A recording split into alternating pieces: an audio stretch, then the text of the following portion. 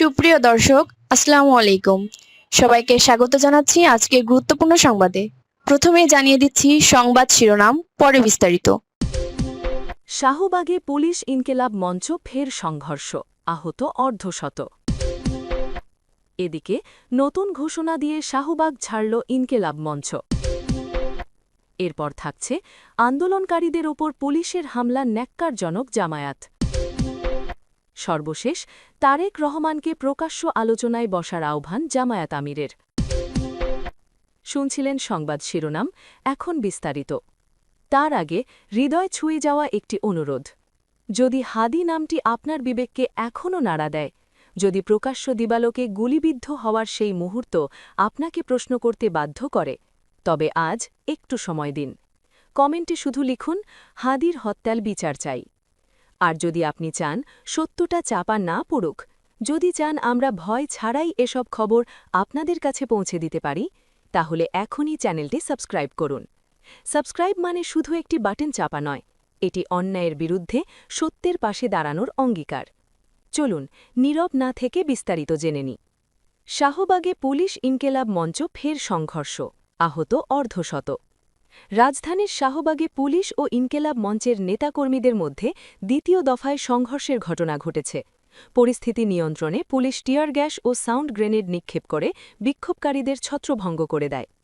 এই ঘটনায় ঢাকা ১৮ আসনের স্বতন্ত্র প্রার্থী মহিউদ্দিন রনি সহ অন্তত ৪০ থেকে ৫০ জন আহত হয়েছেন। শুক্রবার ৬ ফেব্রুয়ারি সন্ধ্যা ৭:৫০ দিকে শাহবাগ মোড়ে অবস্থান নিয়ে আন্দোলনরত ইনকেলাব মঞ্চের নেতাকর্মীদের সরাতে গেলে এই সংঘর্ষের সূত্রপাত হয়। শহীদ শরীফ ওসমান হাদি হত্যার বিচার ও জাতিসংঘের অধীনে তদন্তের দাবিতে বিকাল থেকেই উত্তাল ছিল শাহবাগ ও ইন্টারকন্টিনেন্টাল মোড় এলাকা।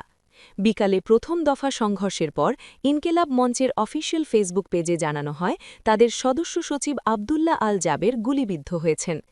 এছাড়া ডাকসু নেত্রী ফাতেমা তাসনিম জুমা ও শান্তা আক্তারকে পুলিশি নির্যাতনের শিকার হতে হয়েছে বলে দাবি করা হয়। পোস্টে আপাতত বড় জমায়েত না করে আহতদের চিকিৎসার দিকে নজর দেওয়ার জন্য কর্মীদের প্রতি আহ্বান জানানো হয়। তবে আহতদের চিকিৎসা দিয়ে আবারও রাজপথে আসার কথাও জানান তারা। এর আগে জুম্মার নামাজের পর শাহবাগ থেকে প্রধান উপদেষ্টার বাসভবন যমুনা অভিমুখে পদযাত্রা শুরু করেন ইনকিলাব মঞ্চের কর্মীরা। ইন্টারকন্টিনেন্টাল মোড়ে পুলিশের ব্যারিকেড ভেঙে সামনে এগোতে চাইলে জলকামান ও টিয়ার গ্যাস ব্যবহার করে পুলিশ তাদের ছত্রভঙ্গ করে দেয়। দিনের এই ধারাবাহিক সংঘর্ষে পুরো শাহবাগ এলাকার রণক্ষেত্রে পরিণত হয়। শেষ খবর পাওয়া পর্যন্ত শাহবাগ এলাকায় থমথমে পরিস্থিতি বিরাজ করছিল। এদিকে নতুন ঘোষণা দিয়ে শাহবাগ ছাড়ল ইনকেলাব মঞ্চ। পুলিশের সঙ্গে দফায় দফায় সংঘর্ষের পর ইনকেলাব মঞ্চের কর্মীরা নতুন ঘোষণা দিয়ে শাহবাগ ছেড়েছেন। বৃহস্পতিবার ৬ ফেব্রুয়ারি রাত 10:30টার দিকে শাহবাগ ছাড়েন তারা। ইনকেলাব মঞ্চের সদস্য সচিব জাবেরের নির্দেশনা অনুযায়ী কর্মীদের ঘরে ফিরে যাওয়ার আহ্বান জানান সংগঠনটির এক নেতা। তিনি বলেন, ইনকেলাব মঞ্চের পক্ষ থেকে শনিবার ৭ ফেব্রুয়ারি নতুন কর্মসূচি ঘোষণা দেওয়া হবে। সেই ঘোষণা অনুযায়ী পরবর্তী পদক্ষেপ নেওয়া হবে। এর আগে ইনকেলাব মঞ্চের ফেসবুক পেজে দেওয়া এক পোস্টে বলা হয়, লীগ অ্যাক্টিভ হয়েছে, তারা সাধারণ জনতার সঙ্গে মিশে পরিস্থিতি অন্যদিকে প্রবাহের চেষ্টা করছে। সবাইকে নিরাপদ স্থানে চলে যাওয়ার অনুরোধ জানাল ইনকেলাব মঞ্চ। শহীদ ওসমান হাদির হত্যার বিচার এবং নির্বাচন বানচালের চেষ্টা চলছে। আপনাদের সবাইকে নিরাপদ স্থানে চলে যাওয়ার জন্য অনুরোধ করা হল।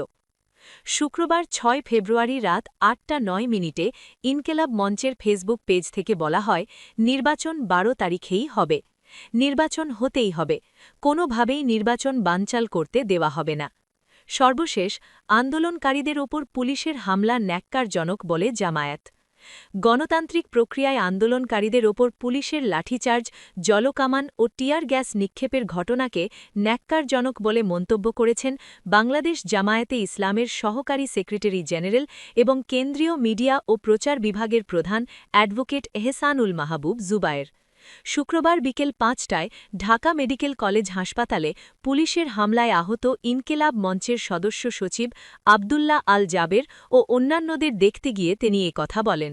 এ সময় তার সঙ্গে উপস্থিত ছিলেন জামায়াতের জাতীয় নির্বাচন পরিচালনা কমিটির সদস্য ড মোশাররফ হোসেন মাসুদ এবং পল্টন থানা জামায়াতের আমির শাহিন আহমেদ খান। অ্যাডভোকেট জুবায়ের আহতদের প্রতি সহমর্মিতা জানান এবং তাদের চিকিৎসার খোঁজখবর নিয়ে দ্রুত আরোগ্য কামনা করেন। তিনি বলেন, গণতান্ত্রিক আন্দোলনকারীদের ওপর পুলিশের লাঠিচার্জ, জলকামান ও টিয়ার গ্যাস নিক্ষেপ অত্যন্ত দুঃখজনক। বিশেষ করে ইনকেলাব মঞ্চের সদস্য সচিব আবদুল্লাহ আল জাবের ও রাকসুর সাবেক জিএস আম্মারের আহত হওয়ার ঘটনা উদ্বেগজনক।